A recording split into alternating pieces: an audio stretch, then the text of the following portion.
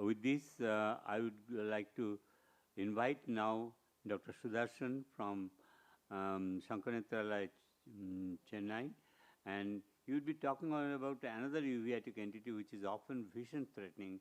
There's a pan-uveitis, vision-threatening uveitis. Sudharshan, please. Sudharshan went out. I thought that he was making some changes in the slides. Good morning. Sudharshan, please. Good morning, sir. Thanks for involving me into this IC. So the topic is vision-threatening pan-uveitis, a stepwise approach. So we had this anterior, intermediate, and posterior uveitis. So obviously, when you combine everything, you'll probably have a pan-uveitic entity. So first of all, if it's a pan-uveitic entity, make sure it's pan-uveitis and have a stepwise approach. So like ultimately, you start off with what type of anterior uveitis you have. The type of anterior uveitis, the severity, the duration of anterior uveitis, and like either it's granulomatous or non-granulomatous, that will give us a clue about what kind of pan-uveitis or what are the posterior segment structures that are involved. So the predominant posterior segment structure that is involved probably will again give us a clue about the diagnosis. Associated systemic signs, history, like investigate based on all these findings, imaging most of the times, and diagnose and follow up. So as I was telling, either it can be a granulomatous anterior uveitic presentation or a non-granulomatous. So based on each of that, you can think of. You may have a vitritis. Vitritis may be significant, absent, or present. It can be initially there or not there. So if you have an anterior uveitis with vitritis and an exudative RD or SRF pockets, then you are probably dealing with patients of a VKH or a sympathetic ophthalmia. So usually sympathetic ophthalmia presents in middle-aged females with headache, vision drop, or AC reaction. Okay, you can have some Witt cells. So in this patient, you have this bilateral disc hyperemia and edema with subretinal fluid pockets. So if you have a presentation like this, then you are probably suspecting Vogt-Koyanagi-Harada's disease. At this stage, the diagnosis is not confirmed unless you make you further investigate with images. So at this point, you start imaging. Ultrasound can give increased choroidal thickness, and you look for T sign if it is to rule out other entities. So bilateral disc edema with SRF pockets with inflammatory signs, you are probably dealing with VKH.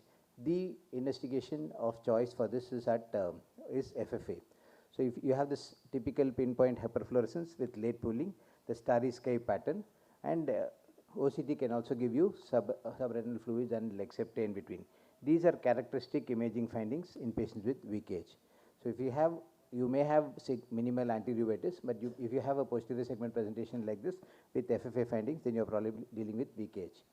ICG and OCTA are not mandatory at this state.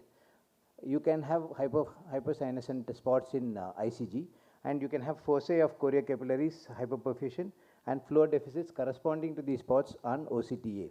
So if you are doing it, then these are the ones that you need to look for at this stage. So uveitis with SRF, pan-uveitis with SRF pockets, it can be VKH, especially if it is pan-uveitic. But remember that early presentation of VKH can be in the form of Harada's alone, the posterior segment presentation alone. So when it is unilateral or when it is asymmetric with only the posterior segment component presentation, then you need to differentiate it from posterior scleritis. Posterior scleritis is one thing where you have unilateral SRF pockets, disc hyperemia with pain on eye movements and ILM folds.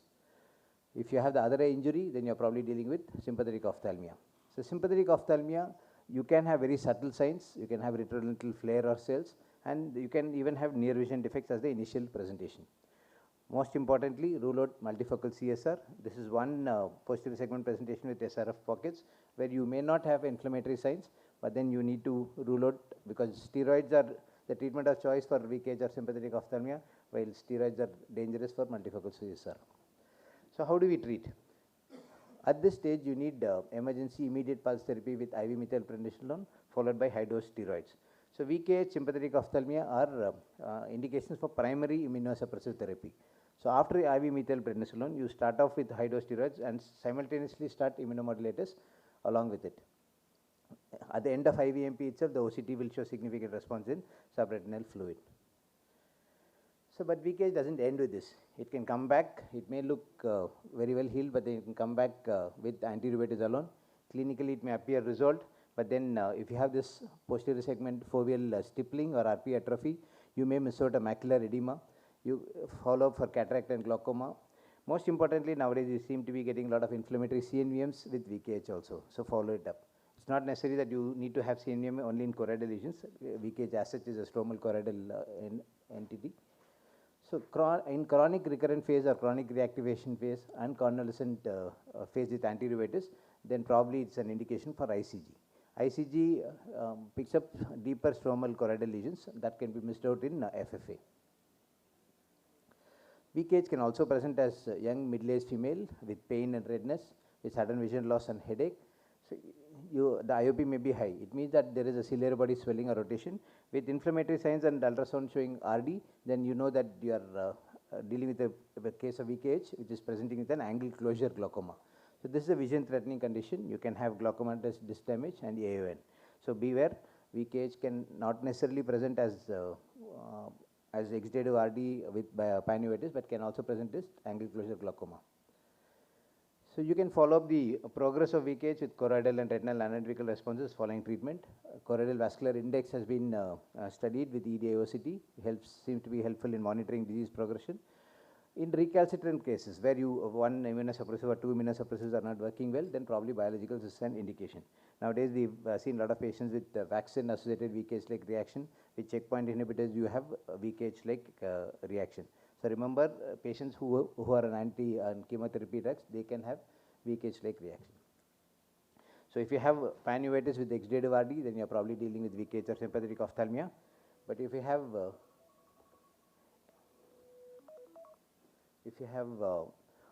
panuveitis with choroiditis or vasculitis, then probably you are dealing with a TB, a sarcoid, Hansen's, or syphilis, especially if it is granulomatous. So we know that how to diagnose TB based on the COTS consensus. If you have a subretinal like choroiditis, a subretinal abscess or a granuloma, or an occlusive retinal vasculitis, these are characteristic phenotypes of tuberculosis. Along with that, if you have a granulomatous anti-uveitic, then you know it is a tuberculous panuveitis. Similarly, based on clinical clues or IOS criteria, like say candlewax drippings, skip lesions, or bronchoalveolar or lavage, picking up suspicious lesions or HRCT, then you are probably dealing with a case of sarcoid. So based on the test reports confirmation, you either add ATT and immunosuppressives, but steroids you start off. But not always can you wait, because sometimes it can be the posterior pole that is involving, a macular involving subretinal abscess. Then you need to do intraocular specimen evaluation if ancillary tests are not confirmatory.